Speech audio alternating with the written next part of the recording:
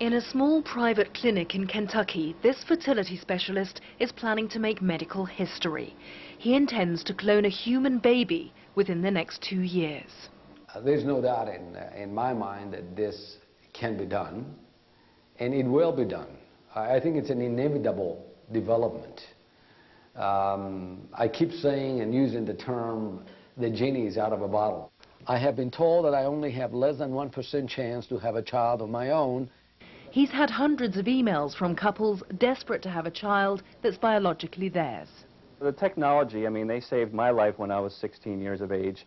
I don't see any reason why technology can't help me to have a child. I think that cloning at this point would be a good option because it would actually be one of us. The concept of cloning is simple, taking the nucleus, the DNA, out of a donor egg and replacing it with new DNA from the person to be cloned.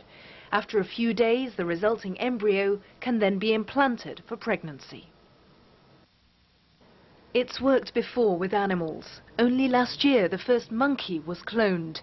But critics warn the technology is too crude for humans, and the practice is ethically unsound. I mean, this, to me, actually sounds like something out of Nazi Germany. Aren't there some ethical issues associated with that? Aren't there some moral issues? I think it's grisly. I think it should be outlawed.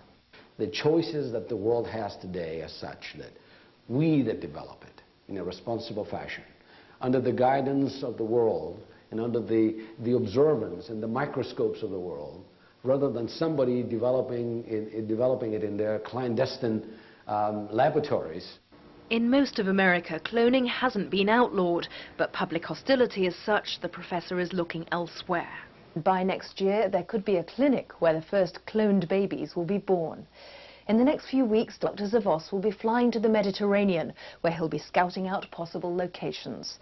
Philippa Thomas, BBC News in Lexington, Kentucky.